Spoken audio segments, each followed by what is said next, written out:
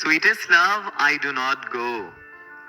ऐ मेरे सबसे प्यारे महबूब, मैं तुमसे दूर नहीं जा रहा। एक पोएम जिसे लिखा है जॉन डन ने। ऐसी पोएम जिसे आप अगर दिल से पढ़ें तो सच में आपको प्यार हो जाए।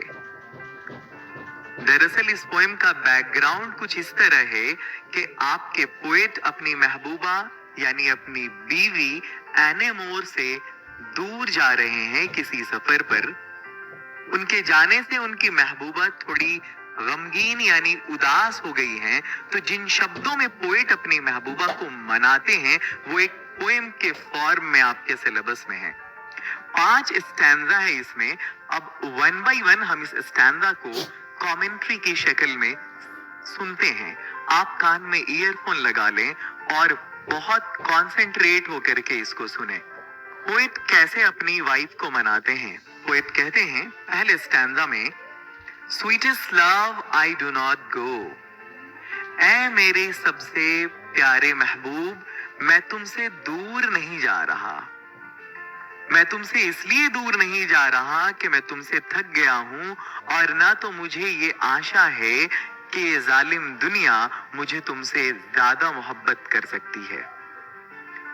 ना तो ऐसा है कि मुझे किसी दूसरे से प्यार हो गया है, लेकिन चूंकि ऐसा है कि मुझे एक न एक दिन मरना है, तो चलो बढ़िया है कि मैं तुमसे टाइम टू टाइम जुदा हो जाता रहूं ताकि तुम्हारी रोने की प्रैक्टिस बन जाए और फाइनली जब इस दुनिया से चला जाऊं तो तुम्हें रोने के लिए ज्यादा मेहनत नहीं करनी पड़े। उनकी महबूबा मानने को बिल्कुल भी तैयार नहीं होती हैं, तो पोएट स्टेप बाय स्टेप मनाते हैं। फिर आगे कहते हैं अपनी तुलना सूरज से करते हुए कि देखो मेरी जान, ये सूरज कल डूब गया था ना, आज फिर आ गया है। देखो वो सूरज कितना कमजोर है। उस सूरज के पास न तो सेंस है, न ही डिजायर है और न ही उसके इस छोटे से अवधि में अपना जीवन साथी है। मेरे पास तो सेंस भी है, डिजायर भी है और तुम्हारे जैसी जीवन साथी भी है, तो मुझे लेकर क्यों डरती हो। बल्कि यकीन रखो कि मैं उस सूरज से ज्यादा कामयाब सफर अपना बनाऊंगा, क्योंकि मेरे पास सेंस भी है, डिजायर भी है और तुम भी हो। फिर आगे पोएट जब उनकी महबूबा नहीं मान रही होती हैं तो फिर आगे बढ़ते हुए कहते हैं कि देखो ये जो इंसान है ना बड़ा कमजोर है, कि अगर उसकी किस्मत अच्छी होती है तो फिर उसमें अगले खुशी के लम्हे जोड़ नहीं सकता, और जब उसकी किस्मत खराब होती है तो फिर उसके सामने घुटने क्यों टेक देता है।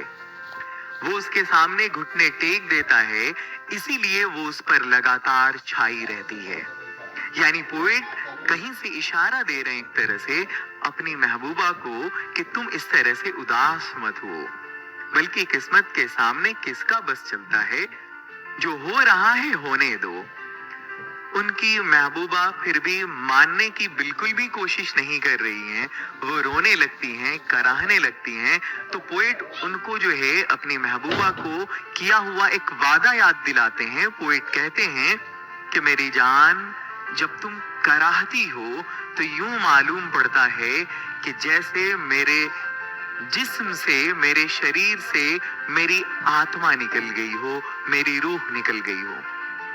और जब तुम रोती हो तो यूं मालूम पड़ता है जैसे मेरे जिस्म का खून जम गया हो, मेरे शरीर का खून जम गया हो।